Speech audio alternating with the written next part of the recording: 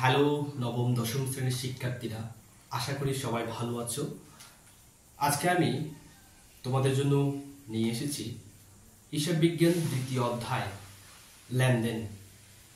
এই লেনদেন অধ্যায়ের শুরুতে আমি বেসিক একটু আলোচনা করব, এর পরপরই আমি সৃজনশীল সমাধানে চলে যাব। এভাবে পর্যায়ক্রমে প্রত্যেকটি ক্লাসে তোমরা এই দ্বিতীয় অধ্যায়ের যে সৃজনশীলগুলো আছে প্রত্যেকটি সৃজনশীলের সমাধান তোমরা পেয়ে যাবে। তোমরা যদি প্রত্যেকটি ক্লাস একটু মনোযোগ সহকারে করতে পারো এবং বাসায় একটু বই নিয়ে যদি ক্লাসগুলো করো, তাহলে আশা করি বাসায় প্র্যাকটিস করলে ভালো একটি ফলাফল পাবা। জানো যে এই হিসাব বিজ্ঞানের অধ্যায়টি, হিসাব বিজ্ঞান প্রত্যেকটি অধ্যায় একটি অন্যটির সাথে অঙ্গাঙ্গিভাবে জড়িত। এই প্রথম লেনদেন অধ্যায়টি যদি ভালোভাবে বুঝতে পারো, পর্যায়ক্রমে বাকিগুলো তোমাদের জন্য খুব ইজি হয়ে যাবে। তাই আশা করি মনোযোগ সহকারে ক্লাসটি করবে। আমি যদি শুরুতে আসি যে হিসাব বিজ্ঞানের এই লেনদেন অধ্যায়ে, তাহলে আসলে লেনদেন বলতে কি বোঝায়? আমরা সাধারণ চোখে লেনদেন বলতে আমরা দেখি যে আদান আর প্রদান, অর্থাৎ দেওয়া এবং নেওয়া। এই দেওয়া নেওয়ার মধ্যে যখনই অর্থের অঙ্কে পরিমাপযোগ্য হয়ে যাবে এবং দুইটি সত্তা থাকবে, দুইটি ব্যক্তি মালিকানা থাকবে, অর্থের অঙ্কে পরিমাপযোগ্য হবে, তখন এটি লেনদেন হিসেবে গণ্য হবে। এই লেনদেনটি যখনই গণ্য হবে, লেনদেন হওয়ার পরেই আমাদের পরবর্তী কাজগুলো করতে হবে। অর্থাৎ শুরুতে আমি যদি দেখি যে লেনদেন অধ্যায়ে একটি সমীকরণ আছে, A = L + E। এ বলতে আমরা কি বুঝি? এ বলতে হচ্ছে অ্যাসেট। অ্যাসেট মানে হচ্ছে সম্পদ। অ্যাসেট মানে সম্পদ, ওকে। তারপর এল বলতে কি বোঝায়? লায়াবিলিটিস, অর্থাৎ দায়, ঠিক আছে, দায়। আর ই বলতে হচ্ছে ইকুইটি। ইকুইটি মানে মালিকানা, সত্য, ঠিক আছে। ইকুইটি মানে মালিকানা, সত্য। আচ্ছা, তাহলে এগুলো কিভাবে বুঝবো আমরা? আমি একটু করে বলি। শুরুতে হচ্ছে দেখো, এই যে সম্পদ, সম্পদ বলতে কি? ব্যক্তির অধীনে যেগুলো থাকে। একটা ব্যবসা প্রতিষ্ঠান করার জন্য ব্যবসা প্রতিষ্ঠানে আসবাবপত্র, যন্ত্রপাতি, নগদ, এই সবগুলোকে আমরা সম্পদ হিসেবে গণ্য করব, ঠিক আছে। এবং দায় বলতে কি বোঝায়? দায় বলতে হচ্ছে আমার ব্যক্তি মালিকানা, যে ব্যবসা প্রতিষ্ঠানের সম্পদের উপর যখন তৃতীয় পক্ষের দাবি থাকবে, তৃতীয় পক্ষের কাছে যখন দায়বদ্ধতা থাকবে, তৃতীয় পক্ষ কোনো কিছু যদি আমাকে দাবি করে যেটা আমার সম্পদ বা এটি হচ্ছে এটার উপর আমার একটু অধিকার আছে, তখন এটা দায় হিসেবে গণ্য হবে, ঠিক আছে। আমরা যখন অঙ্কগুলো করবো, আশা করি প্রত্যেকটা পয়েন্ট যখন আমরা ধরিয়ে অঙ্কগুলো করবো, তখন ভালো করে ক্লিয়ার হবে আর কি। এরপর হচ্ছে মালিকানা সত্য বলতে আসলে কি বোঝায়? অর্থাৎ সম্পদের উপর যে দায়টা আছে, একটা ব্যক্তি অন্য তৃতীয় একটা পক্ষে যখন আমার সম্পদের উপর যখন অধিকার খাটাচ্ছে, সে অধিকারটা যখন কাটিয়ে উঠতে পারবো, তখন আমার এটা নিজের অধীনে থাকবে, তখন এটাকে মালিকানা সত্ত্ব হিসেবে, নিজের মালিকানা সত্ত্ব হিসেবে আমরা গণ্য করতে পারবো। অর্থাৎ একটি সম্পদের উপর যখন তৃতীয় পক্ষে দাবি বাদ দিব, তখনই সেটা মালিকানা সত্ত্ব। আচ্ছা দেখো, এই মালিকানা সত্ত্বেও আবার চারটা অংশ আছে, ঠিক আছে, চারটা অংশ। তাহলে আমরা এগুলোতে ক্লিয়ার হই। প্রথমে হচ্ছে সি প্লাস আর মাইনাস ই মাইনাস ডি। এইটা সমীকরণটা একটু মনে রাখতে হবে, কেমন? এগুলো বুঝলি। দেখো, সি বলতে আমরা কি? সি বলতে হচ্ছে ক্যাপিটাল। ক্যাপিটাল বলতে মূলধন, ঠিক আছে। আর মানে হচ্ছে রেভিনিউ। রেভিনিউ মানে হচ্ছে আয়, ঠিক আছে। এবং অর্থাৎ মূলধন এবং আয় দেখলে সেগুলো আমরা কি করব? সেগুলো আমরা যোগ করে দেবো, তা আমাদের মালিকানা সত্ত্বকে বৃদ্ধি করবে, ঠিক আছে। যখন আমরা অঙ্কগুলো করবো আরো ভালো করে ক্লিয়ার হবে। ই মানে হচ্ছে কি? এক্সপেন্সিভ। এক্সপেন্সিভ মানে হচ্ছে ব্যয়, ওকে। এবং ডি মানে হচ্ছে কি? ডি মানে হচ্ছে ড্রয়িংস। ড্রয়িংস মানে উত্তোলন, ঠিক আছে। অর্থাৎ তাহলে ব্যয় হলে আমার কি হবে? মালিকানা সত্ত্ব থেকে কমে যাবে, সেজন্য এটা মাইনাস। ডি মানে উত্তোলন, উত্তোলন করলে মালিকানা সত্ত্ব কমে যাবে, সেজন্য এটাও মাইনাস। অর্থাৎ এই একটু ভালো করে তোমরা বই থেকে একটু ভালো করে এগুলো জেনে নিবে, তাহলে আরো ভালো করে ক্লিয়ার হবে। আমরা যখন প্রত্যেকটা সৃজনশীল করবো তখন আরো বেশি ক্লিয়ার হবে। আচ্ছা, লাস্ট পার্ট হচ্ছে আমি একটু বেসিক আলোচনা করছি তোমাদের সুবিধার জন্য, ঠিক আছে। আমি লাস্ট পার্ট যখন আমি আসবো, লাস্ট পার্ট হচ্ছে কি? অর্থাৎ এই জিনিসগুলো মনে রাখতে হবে। সম্পদ বৃদ্ধি পেলে দায় অথবা মালিকানা সত্ত্ব বাড়ে, ঠিক আছে। সম্পদ কমে গেলে দায় অথবা মালিকানা সত্ত্ব কমে।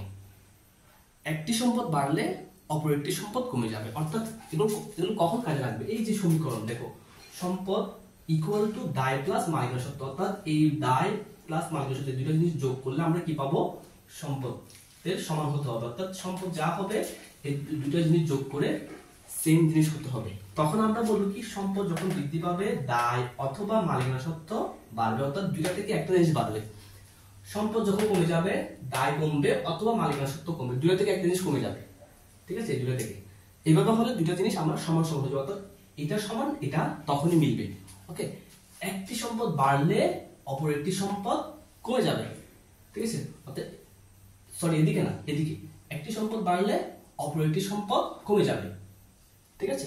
কিভাবে হবে আমরা এক্সাম্পল যখন করবো তখন বুঝতে পারবো, ঠিক আছে? একটি সম্পদ বাড়লে অপর একটি সম্পদ কমে যাবে। নাম্বার 4, ঠিক আছে, দায় বাড়লে মালিকানা সত্ত্ব কমবে, দায় কমলে মালিকানা সত্ত্ব বাড়বে। এই জিনিসগুলো একটু মুখস্থ রাখতে হবে, ঠিক আছে? এগুলো একটু বাসায় পড়ে মুখস্থ করতে পারলে আমরা অঙ্কগুলো আর একটু ক্লিয়ার হবে, ঠিক আছে? ঠিক আছে, আমি এবার অঙ্কে চলে আসি। তোমরা আমি প্রশ্নটাকে লিখে দিচ্ছি না, কারণ প্রশ্নটা বইয়ে আছে, ঠিক আছে? তোমরা একটু বইটা ফলো করবে, আমি বই থেকে আমি সৃজনশীল 1 নাম্বার সমাধানে চলে যাচ্ছি, কেমন? আচ্ছা, ওকে, আমাদের সৃজনশীল 1 নম্বরে কি বলা হয়েছে দেখো। রিফাত এন্টারপ্রাইজ একটি ব্যবসা প্রতিষ্ঠান। 2017 সালের ডিসেম্বর মাসে উক্ত ব্যবসা প্রতিষ্ঠানে ঘটনাগুলো সংঘটিত হয়েছে। তো নিচে কয়েকটি ঘটনা দেওয়া আছে, ঘটনাগুলো আমরা পড়বো। এই ঘটনা থেকে যেগুলো লেনদেন ওইগুলো নিয়ে আমরা কাজ করব, ঠিক আছে? দেখো কিভাবে লেনদেন নয় সেটা তো আমরা বুঝতে পারবো, দেখলে বুঝতে পারবো, ঠিক আছে? আমি পড়ে শোনাচ্ছি। ডিসেম্বর 1, 5 লক্ষ টাকা নিয়ে ব্যবসা শুরু করা হলো।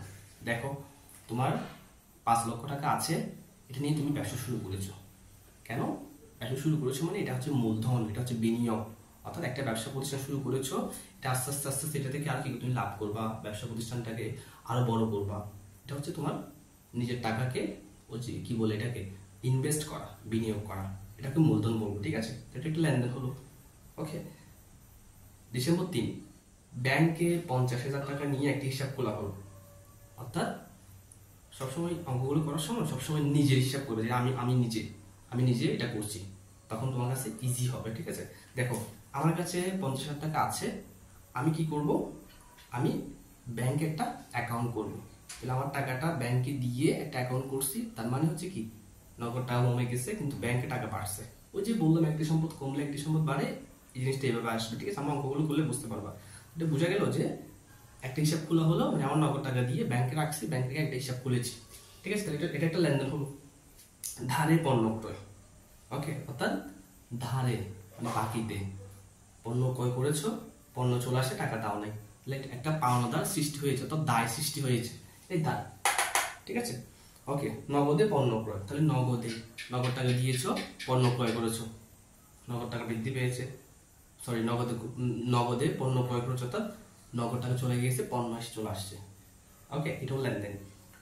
মালিক ব্যাংক হতে ব্যক্তিগত প্রয়োজন ঋণ গ্রহণ। দেখো তুমি মালিক, ঠিক আছে? তোমার নিজের প্রয়োজন, তো তোমার বাচ্চার অসুস্থ হয়েছে, বাচ্চার স্কুল বেতন দিবে, আবার পরিবারে কিছু খরচ লাগবে, এটা তুমি তোমার ব্যবসা থেকে নিয়ে নিচ্ছ, তো তোমার ব্যবসা থেকে জিনিসটা কমে যাচ্ছে, অর্থাৎ মালিকানা সত্ত্ব কমে যাচ্ছে, এটাও লেনদেন। দুইটা পক্ষ দুইটা জায়গায় পরিবর্তন এসেছে, অর্থের অঙ্কে দুইটা ভাবে পরিবর্তন হয়েছে। পাওনাদারকে পরিশোধ, অর্থাৎ সরি এর আগেটা ডিসেম্বর 10 আর ডিসেম্বর 15 দেখো 45,000 টাকার আসবাবপত্র ক্রয়ের ফরমাইশ প্রদান। অর্থাৎ তুমি ব্যবসা প্রতিষ্ঠান, তোমার যে কিছু পণ্য লাগবে, তুমি একটা ফরমাইশ দিয়েছো, ঠিক আছে? অথবা কেউ তোমাকে ফরমাইশ দিয়েছে এই পণ্যগুলো লাগবে, কিন্তু এখনো লেনদেন হয়নি। কেন লেনদেন হয়নি? টাকাও দেয়নি, তুমি পণ্য পাঠাওনি বা তুমি পণ্য আনোনি, তাহলে কি হবে না? লেনদেন হবে না। ওকে, এবার খ নাম্বার লাস্ট ওয়ান, পাওনাদারকে পরিশোধ। অর্থাৎ তোমার একজন পাওনাদার আছে, পাওনাদারকে তুমি কি করবা? পরিশোধ করবা। ওই যে দায় এখন তোমার থেকে কেউ টাকা পাবে, এখন তুমি টাকা দিয়ে দিয়েছো, ওকে, তাহলে পাওনাদারকে পরিশোধ শেষ। এখন আমরা এই অঙ্কগুলো কিভাবে করবো? এখন যেহেতু একটু তোমাদের বুঝিয়ে দিয়েছি, এবার একটু ইজি হবে, ঠিক আছে? ক নাম্বার দেখো, ব্যবসায়িক লেনদেন নয় এমন ঘটনাসমূহ চিহ্নিত করে মোট পরিমাণ নির্ণয় করো। অর্থাৎ ব্যবসায়িক লেনদেন নয় এমন ঘটনা চিহ্নিত করে, এখানে পাইলাম কত? একটা পাইলাম, যে এটা ব্যবসা, এটা লেনদেন নয়। কয়টা পাইলাম? একটা পাইলাম। তাহলে ক নাম্বার করবো, ঠিক আছে? দেখো ব্যবসায়িক লেনদেন নয় এমন ঘটনা চিহ্নিত করে মোট পরিমাণ নির্ণয়। ঠিক আছে, প্রশ্ন যেটা দেওয়া আছে সেটা লিখলাম, লেখার পর একটা ঘর করব, কেমন এই ছোট্ট একটা ঘর।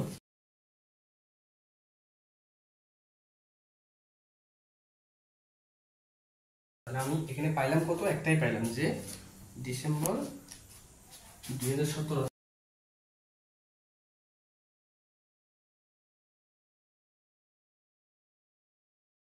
দেখো আসবাবপত্র ক্রয়ের ফরমাইশ প্রদান, বই দেওয়া আছে কত, 45,000 টাকা। তাহলে আসবাবপত্র ক্রয়ের ফরমাইশ প্রদান আমি বুঝিয়ে দিয়েছি যে এই জিনিসটা লেনদেন নয়। কেন? লেনদেন হতে গেলে অর্থের অঙ্কে পরিমাপযোগ্য হতে হবে, দুইটি পক্ষের মধ্যে একটা পরিবর্তন আসতে হবে। অর্থাৎ আমি পণ্য দিয়েছি, টাকা এনেছি, কিন্তু আমি এখন পণ্য পাইনি, টাকাও দিইনি। তাহলে জাস্ট কি করেছি, একটা ফরমাইশ, একটা লিস্ট দিয়েছি যে আমার এই পণ্যগুলো লাগবে, একটা লিস্ট দিয়েছি। এখন পণ্যটা আসে নাই বা টাকাও দিই নাই, সেটা লেনদেন নয়। এখানে একটাই দেওয়া আছে, ঠিক আছে? তো এটা উত্তর ক নম্বরে। ওকে, এটাই উত্তর। তাহলে এটাকে ক্লোজ করতে হবে, হিসাব বিজ্ঞানের নিয়ম অনুযায়ী এটাকে এই দুটো দাগ দেওয়া মানে ক্লোজ করা, ঠিক আছে? এটা ক্লোজ করতে হবে। তাহলে আমাদের ক নম্বর শেষ। ওকে, এবার আমরা খ নম্বর যাব। দেখো খ নম্বর কি বলেছে যে ঘটনাসমূহ হতে লেনদেন চিহ্নিত করে সমীকরণ পদ্ধতিতে তার কারণ সহ ব্যাখ্যা করো। ঠিক আছে, আমরা লেনদেন কোনগুলো আমরা বুঝতে পেরেছি, এবার লেনদেনগুলো লিখে আমরা কি করব, এটা কারণ সহ ব্যাখ্যা করবো। ঠিক আছে, ব্যাখ্যা করবো। দেখো আমি এই ঘরটা একটু দেখতে পাচ্ছ, আশা করি তোমরা। দেখো তারিখ লেনদেন কিনা, ঠিক আছে? এটা লেনদেন কি লেনদেন না, জাস্ট ফর্মালিটি মেনটেন করার জন্য লিখতে হবে। প্রত্যেকবার লিখতে হবে লেনদেন লেনদেন লেনদেন, যেগুলো লেনদেন হবে সেগুলো আমরা নিব। হ্যাঁ, তবুও লিখতে হচ্ছে। এবং কারণগুলো লিখতে হবে, কেন ডেবিট হয়েছে, কেন ক্রেডিট হয়েছে, সম্পদ বৃদ্ধি পেয়েছে কিনা, হ্রাস পেয়েছে কিনা, এগুলো লেখার জন্য আমি আশা করি ক্লিয়ার করে তোমাদেরকে লিখে দিব, তোমরা একটু বুঝতে পারো। তাহলে প্রথম কয় তারিখ, তোমরা বইটা একটু ফলো করো, বইয়ের প্রশ্ন দেওয়া আছে কেমন। প্রথম হচ্ছে তোমরা বইটা একটু ফলো করো কেমন, বইয়ের প্রশ্ন দেওয়া আছে। প্রথমটা হচ্ছে কি, ডিসেম্বর 1 কেমন, 2017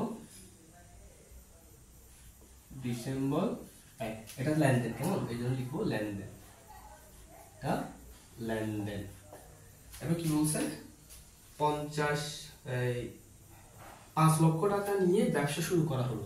অর্থাৎ তোমার টাকা ছিল, তুমি এটা নিয়ে ব্যবসা শুরু করছো। ব্যবসা শুরু করছো মানে কি, মূলধন মানে বিনিয়োগ। তাহলে তোমার নগদ টাকা বৃদ্ধি পেয়েছে, নগদ টাকাটা আরো বৃদ্ধি পাবে। তোমার টাকা ছিল, এটাকে তুমি ঘরে ফেলে না রেখে তুমি এটাকে ব্যবসায় কাজে লাগাচ্ছ, নগদ বৃদ্ধি। তো সম্পদ বৃদ্ধি পেলে, একটা কথা বলেছি, সম্পদ বৃদ্ধি পেলে মোট সম্পদ অথবা মানে মোট সম্পদ বৃদ্ধি পেলে দায় অথবা মালিকানা সত্ত্ব বাড়ে। ঠিক আছে, তাহলে এটা যখন তোমার টাকা বিনিয়োগ করছো, তাহলে তোমার নগদ টাকা বাড়ছে, মালিকানা সত্ত্ব বৃদ্ধি পাবে। ঠিক আছে,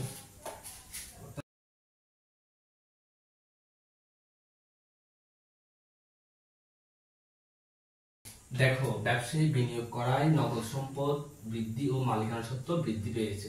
ঠিক আছে, তাহলে তোর নগদ টাকা বাড়ছে, মালিকানা সত্ত্ব, জাস্ট এই কারণটা লিখে দিলাম। ওকে,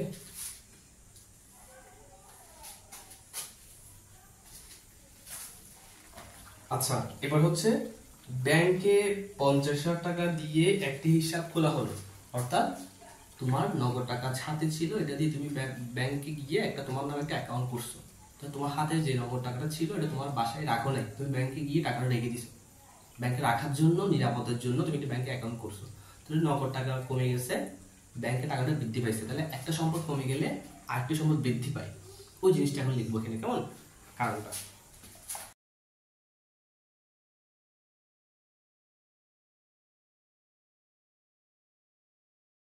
একটি হিসাব খোলায় আমার নগদ সম্পদ কমে গেছে, কেমন, নগদ সম্পদ হ্রাস ও ব্যাংক সম্পদ বৃদ্ধি পেয়েছে। ঠিক আছে, তাহলে এইটা একটা ব্র্যাকেট দিলাম, কারণ এটা একটা সম্পদ, ব্যাংক এটাও সম্পদ। ওকে, তাহলে নগদ টাকা আমার চলে গেছে, মানে কমে গেছে, এবং ব্যাংকে টাকাটা বৃদ্ধি পাইছে। এটা তাহলে দ্বিতীয় কারণ শেষ। ঠিক আছে, এবার 3 নাম্বার লিখবো। কেমন, 3 নাম্বার কি, যে ধারে পণ্য ক্রয়। তো ধারে পণ্য ক্রয় করছো, আমার পণ্য অর্থাৎ খরচটা আসছে, জিনিসটা চলে আসছে, টাকাটা এখন দিই না, তাহলে আমার কি বৃদ্ধি পাইছে, হ্যাঁ, অর্থাৎ আমার দায় বৃদ্ধি পাইছে। দায় বৃদ্ধি পেলে কি হয়, দায় বৃদ্ধি পেলে মালিকানা সত্ত্ব কমে যায়। তোমার একটু চারটা যে পাঁচটা কারণ দেওয়া আছে যে কোনটা বৃদ্ধি পেলে কোনটা কমে, কোনটা হ্রাস পেলে কোনটা বৃদ্ধি পায়, এটা একটু পড়ে নিবে। আমি একটু বলছি তবু, কেমন? তাহলে ধারে পণ্য ক্রয় করায় কি হয়েছে, আমার দায় অর্থাৎ আমার পাওনাদার বৃদ্ধি পেয়েছে, টাকা দিনে সেই জন্য পণ্য নিয়ে আসছি। তাহলে দায় বৃদ্ধি পেলে মালিকানা সত্ত্ব কমে যায়। ওই যে মালিকানা সত্ত্বের মধ্যে ওই যে সি প্লাস আর মাইনাস ই মাইনাস ডি আছে না, ওই যে এই মাইনাস ই অর্থাৎ এক্সপেন্সিভ ব্যয়, অর্থাৎ ব্যয়টা কেন মাইনাস আছে না, তাহলে ব্যয়টা মাইনাস আছে, এটা কারণ হচ্ছে কি, ব্যয় হলে আমার এটা কি, আমার মালিকানা সত্ত্ব কমে যায় এই জন্য। তাহলে এই যে পণ্যটা ক্রয় করলাম, পণ্যটা নিয়ে আসলাম, নিয়ে আসার কারণে আমার ওইটা ব্যয়টা বৃদ্ধি পেয়েছে, আর ব্যয় বৃদ্ধি পাওয়া মানে আমার মালিকানা সত্ত্ব কমে যাওয়া। এটার মধ্যে এর মধ্যে কি আছে, ব্যয়ের মধ্যে একটা মাইনাস আছে, অর্থাৎ মালিকানা সত্ত্ব কমে গেছে। ওকে,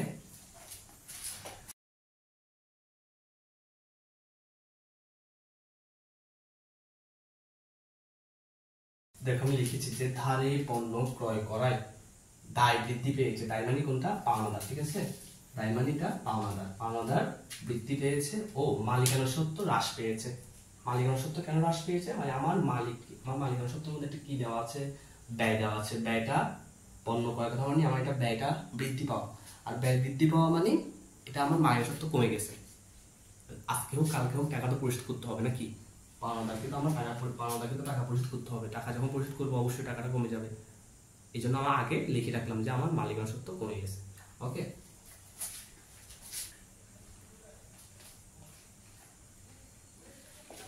দেখো এখন হচ্ছে ডিসেম্বর 7, নগদে পণ্য বিক্রয়, তার নগদ টাকা দিয়ে পণ্য বিক্রি করছি।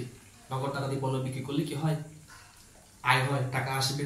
টাকা আসলে কি হয়, আয় বাড়লে মালিকানা সত্ত্ব বাড়বে। ওই যে মালিকানা সত্ত্বের মধ্যে দেওয়া আছে কি দেওয়া আছে, রেভিনিউ দেওয়া আছে, রেভিনিউ আয়, রেভিনিউর মধ্যে প্লাস দেওয়া আছে, মানে প্লাস রেভিনিউ মানে আয় বাড়লে মালিকানা সত্ত্ব বাড়বে, ঠিক আছে? মালিকানা সত্ত্ব বৃদ্ধি পেলে কি হয়, ওই যে আমার পণ্য বিক্রি করছি, নগদ টাকা আসছে, মানে নগদ সম্পদ আসছে। নগদ সম্পদ আসায় সম্পদ বৃদ্ধি পেলে দায় অথবা মালিকানা সত্ত্ব বাড়ে। তাহলে আমার নগদ টাকা আসছে, সম্পদ বৃদ্ধি পাইছে, মালিকানা সত্ত্ব বৃদ্ধি পাইছে, ঠিক আছে? আশা করি বুঝতে পেরেছো। আমি লিখে দিচ্ছি, কেমন?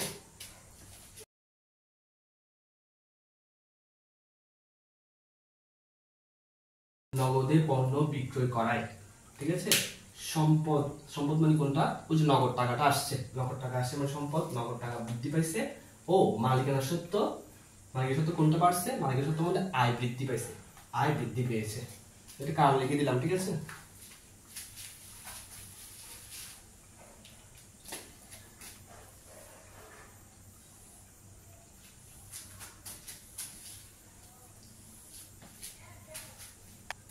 আচ্ছা, এটা শেষ, এটা হচ্ছে ডিসেম্বর 10। ওকে, ডিসেম্বর 10 কি বলেছে, মালিক ব্যাংক হতে ব্যক্তিগত প্রয়োজন ঋণ গ্রহণ, অর্থাৎ আমার নিজের জন্য আমি ব্যাংক থেকে ঋণ নিয়েছি। কেমন?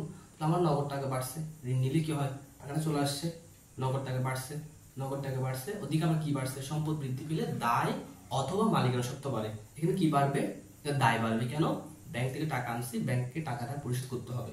ওকে, তাহলে অবশ্যই পরিশোধ করতে হবে, দায়, ঋণ নিলে দায়। ওকে,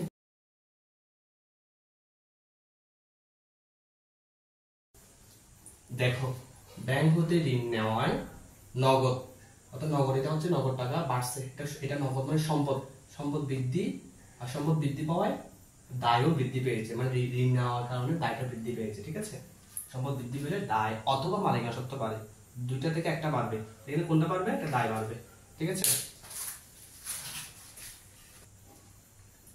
আচ্ছা, লাস্ট ওয়ান, সেটা হচ্ছে 15 তারিখ তো এটা লেনদেন নয়, এটা ক নম্বরে করে দিয়েছি। 20 নম্বর, পাওনাদারকে পরিশোধ, অর্থাৎ একজন ব্যক্তি থেকে তুমি টাকা নিয়েছো, টাকাটা এখন পরিশোধ করবা, ঠিক আছে? তাহলে পরিশোধ করলে টাকা চলে যাবে, নগদ টাকা কমে যাবে, নগদ টাকা কমে গেলে, সম্পদ কমে গেলে, নগদ টাকাটা সম্পদ কমে গেলে দায় অথবা মালিকানা সত্ত্ব কমে যাবে, দুই থেকে একটা কমবে। দেখেন কি কমবে, এটা যেহেতু পাওনাদারকে পরিশোধ করেছো, পাওনাদার কমে যাবে।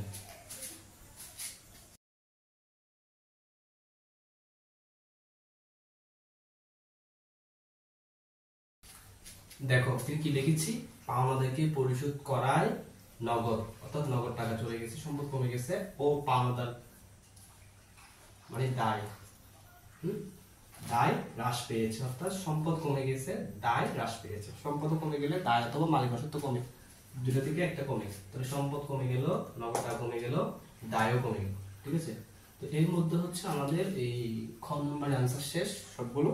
এখন এখানে যেগুলো বলেছি এই বিষয়গুলো এবার কোথায় আসবে? এবার গ নম্বরে কি বলেছে যে হিসাব সমীকরণের উপর লেনদেনের প্রভাব, অর্থাৎ প্রভাব চার্ট করে আমরা সমীকরণটা বসিয়ে আমরা অঙ্কটা a=l+c এটা প্রমাণ করব। ঠিক আছে, এবার এখানে যেগুলো বলেছি এই কথাগুলো এখানে কাজে লাগবে, সেম জিনিস। ঠিক আছে, এটা হচ্ছে এর মধ্যে আমাদের শেষ। আমি কিন্তু বারবার যে মুছেছিলাম, তোমরা একটু হচ্ছে স্ক্রিনশট মেরে বা পজ দিয়ে তোমরা এগুলো লিখে নেবে খাতা। ঠিক আছে, আচ্ছা আমি এখন যেগুলো বলেছি এগুলো এখন চার্ট করে আমরা করবো। ঠিক আছে, এখানে আমরা দেখতে পেয়েছি নগদ একটা সম্পদ পাইলাম, ব্যাংক একটা সম্পদ, দুটো সম্পদ পেয়েছি। ঠিক আছে, তাহলে আবার কি দায় একটা পেয়েছি, ঋণ, আর বাকিটা মালিকানা সত্ত্ব চলে আসবে। কেমন? তাহলে ঘরটা কিভাবে করবো?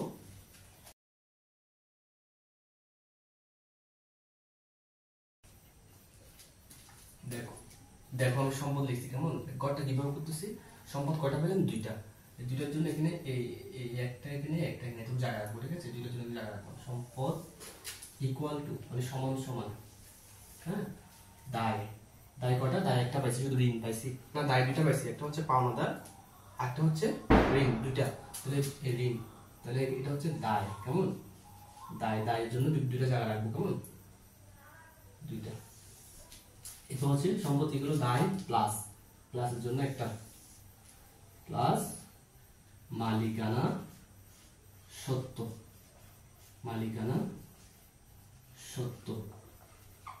আর লাস্ট ঘর হবে কি? মন্তব্যের জন্য একটা ঘর করব।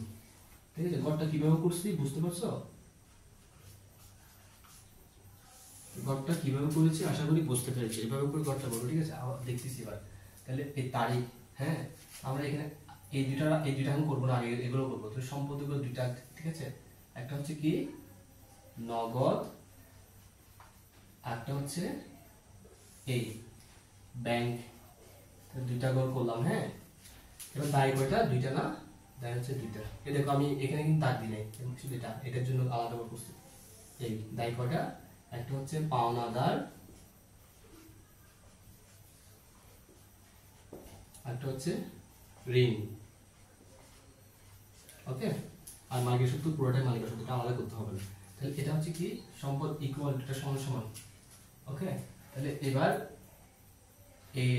এটা সমান নিব। কেমন? এটা সব এই এই করে ফেললাম, ঘরটা হয়ে গেল। হ্যাঁ, ঘরটা হয়ে গেল। এবার কি আমরা এই এতক্ষণ যেগুলো বলেছি ওগুলো বসাই দেব। ঠিক আছে, কোনটা কোন বাসায় আসবে। ওকে,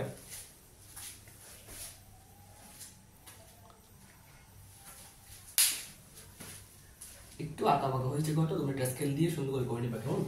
তাহলে প্রথম কয় তারিখ? প্রথমে হচ্ছে ডিসেম্বর 1। কেমন? 2017 ডিসেম্বর 1। কি করব? এটা কি হবে? 5 লক্ষ টাকা নিয়ে শুরু করলে কি হলো? নগদ টাকা বৃদ্ধি পেয়েছে 5 লক্ষ, মালিকানা সত্ত্ব বৃদ্ধি পেয়েছে। ঠিক আছে, এটাই মন্তব্য কি লিখবো? এটা হচ্ছে মূলধন, এটা বিনিয়োগ করেছে। কেমন? এতক্ষণ যেগুলো বলেছি ওইগুলোই। এবার কি করবো? এবার এই দাগ দিয়ে আমরা এই দাগ দিয়ে নিয়ে আসবো, আবার নিচে নামাইতে হবে। কেমন? মানে এখানে আমরা যোগ বিয়োগ করে ফেলবো। ওকে, এখানে আমরা যোগ বিয়োগ করে ফেলবো 5 লক্ষ টাকা। দুইটা সংখ্যার পর কমা দিয়েছি, এটা মরাতে হবে, কমা দিতে হবে। কেমন? এরপর হচ্ছে কয় তারিখ? ডিসেম্বর 3। 5,50,000 টাকা দিয়ে একটি হিসাব খোলা হলো। তাহলে আমার এখানে কি করেছিলাম? এই যে নগদ টাকা 50,000 টাকা, এই ডিসেম্বর কত 3, 50,000 টাকা দিয়ে হিসাব করলে আমার নগদ টাকা কমে গিয়েছে না? নগদ টাকা কমে গেছে, কমে গেলে মানে মাইনাস, আর এই যে ব্র্যাকেট দিয়ে মাইনাস বোঝাচ্ছি। আর ব্যাংকে বৃদ্ধি পেয়েছে। কেমন? বৃদ্ধি পেয়েছে 50,000 টাকা। ওকে,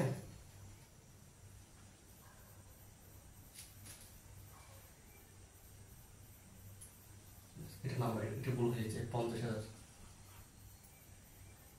ওকে, তাহলে নগদ টাকা বৃদ্ধি পেয়েছে নগদ টাকা কমে গিয়েছে, আমার ব্যাংক বৃদ্ধি পেয়েছে। এটা হচ্ছে কয় তারিখ? 3 তারিখ শেষ। তো এটা দাগ দিয়ে দিব, দাগ দিয়ে এখানে যোগ বিয়োগ করে ফেলবো। হ্যাঁ, তাহলে এই 5 লক্ষ থেকে 50,000 বাদ দিলে 4,50,000। এখানে যা আছে সেটা নামা দিব, ঠিক আছে। আর এটা যেভাবে আছে সেভাবে 5 লক্ষ টাকা, ঠিক আছে। তাহলে এটা হচ্ছে কি, এটা কি গেল? এটা হচ্ছে ব্যাংক হিসাব। হ্যাঁ, এটা লিখলাম। এবার কয়টা আছে? ধারে পণ্য ক্রয়। ধারে পণ্য কি করেছিলাম? ধারে পণ্য ক্রয় করাই ডিসেম্বর 5। হ্যাঁ, ধারে পণ্য ক্রয় কি করেছিলাম? আমার এই যে দায় বৃদ্ধি পেয়েছে না, ধারে পণ্য ক্রয় পাওনা বৃদ্ধি পেয়েছে কত? এই বরাবর লিখবো, কেমন? এই বরাবর লিখবো কত? 25,000 টাকা। এই যে পাওনা বৃদ্ধি পেয়েছে, মালিকানা সত্ত্ব কমে গিয়েছে না, এই মালিকানা সত্ত্ব কমে গিয়েছে, কমে গেলে মাইনাস। এটা হচ্ছে কি? দায়। এখানে লিখবো কেমন? দায়। ওকে, এতক্ষণ যেগুলো বুঝিয়ে দিয়েছি, প্রত্যেকটা লাইন বাই লাইন, প্রত্যেকটা পয়েন্ট সেগুলোই। নগদে পণ্য বিক্রয়। আচ্ছা, এটা শেষ করি কেমন? তাহলে এই 5 লক্ষ থেকে 25,000 চলে গেলে আর 4,75,000 টাকা। এটা 25,000 যা ছিল তাই নামাবো, এখানে 50,000 যা ছিল তা নামাবো, এখানে 4,50,000। ওকে, আর আছে কয়টা? আর দুইটা। নগদে পণ্য বিক্রয়। নগদে পণ্য বিক্রি করলে, নগদে পণ্য বিক্রয় করলে আমার কি হয়? নগদে পণ্য বিক্রি করলে আমার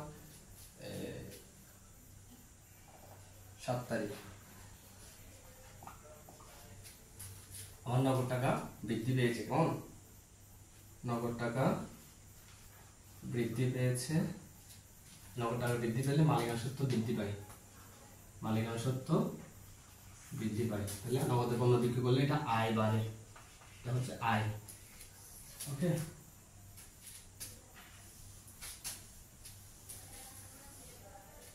এটা এখন যোগ বিয়োগ করে ফেলবো। এটা যোগ 4,50,45, 4,95,000, 50,000, 25,000,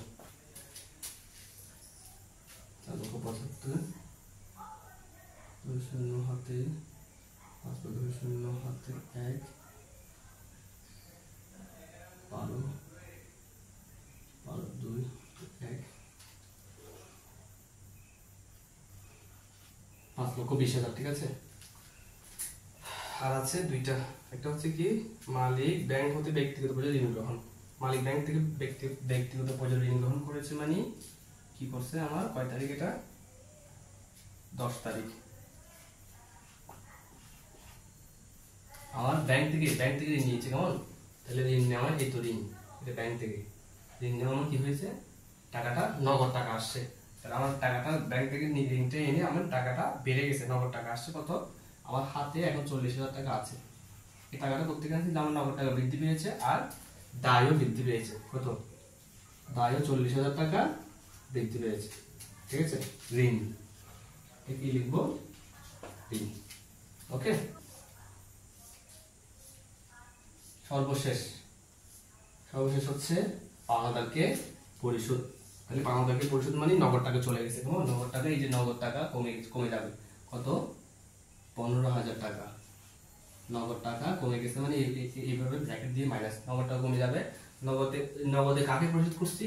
এই যে পাওনাদারকে পরিশোধ করছি। পাওনাদার আমার থেকে 25,000 টাকা পাইতো না, এই তো 25,000 টাকা পাইতো, তার থেকে এখন 15,000 টাকা দিয়ে দিছি, মানে 15,000 টাকা দিয়ে দিছি মানে হচ্ছে কমে গেছে। ওকে, তাহলে 15,000 টাকা কমে গেছে, নগদ টাকা কমে গেছে, আমার দায়ও কমে গেছে। ওকে, শেষ। এর মধ্যে দিয়ে আমাদের অঙ্কটা শেষ হয়ে গেল।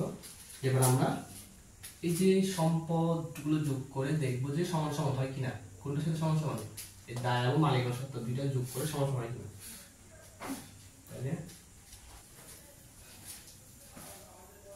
আচ্ছা, তাহলে আমরা শেষ পর্যায়ে সেটা হচ্ছে এই সম্পদগুলো যোগ করে পেলাম, যোগ করে 5,70,000 সম্পদ ইকুয়াল টু দায় প্লাস মালিকানা সত্ত্ব। তো দায় যা আছে সেটার সাথে মালিকানা সত্ত্ব যা আছে সেটা যোগ করে এখানে যোগ করে এই 40 এবং 10 50, এদিকে মালিকানা সত্ত্ব পেয়েছি 5,20,000, তাহলে এই 5,20,000 এদিকে 50, তাহলে 5,70,000। তাহলে এই দায় প্লাস মালিকানা সত্ত্ব মিলে হচ্ছে দুইটা মিলে যোগ করে 5,70,000। এটা ক্লোজ করে দিলাম, এটাও 70, 5,70,000। অর্থাৎ সম্পদ ইকুয়াল টু দায় প্লাস মালিকানা সত্ত্ব। আশা করি মিলছে, দুইটাই মিলে গেছে। হ্যাঁ, তাহলে আমাদের হিসাব সমীকরণ হলো লেনদেনের প্রভাব। এটা হচ্ছে লেনদেনের প্রভাব, অর্থাৎ সম্পদ ইকুয়াল টু দায় প্লাস মালিকানা সত্ত্ব। যে প্রথম থেকে আমরা যেগুলো বলেছি এগুলো হচ্ছে এবার সমীকরণ পদ্ধতিতে কারণ সহ ব্যাখ্যা করে দেখিয়ে দিয়েছি।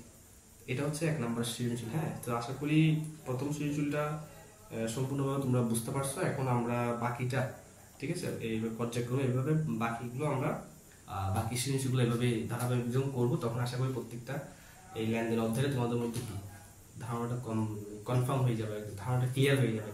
এখন এই বাসায় তোমাদের জন্য বাড়ির কাজ হচ্ছে কি, বাসায় হচ্ছে তোমরা এই সৃজনশীলটা একটু দেখে আবার করবা, এবং হচ্ছে তোমরা এই যে বইয়ের কিছু অংশ যেগুলো বলেছিলাম যে কোনটা বাড়লে কোনটা কমে, এগুলো একটু এবং সমীকরণটা একটু পড়ে নিবা। এটা যদি বুঝতে পারো, পরবর্তী ক্লাসগুলো যদি আমাদের এই প্রত্যেকটি সৃজনশীল যখন আমি এবার ব্যাখ্যা করে তোমাদের করাই দিব, আশা করি এই অধ্যায়টি ক্লিয়ার হয়ে যাবে। ঠিক আছে, ঠিক আছে, ওকে, ভালো থাকো সবাই। হ্যাঁ, পরবর্তী ক্লাসে দেখা হচ্ছে কি, গুড বাই।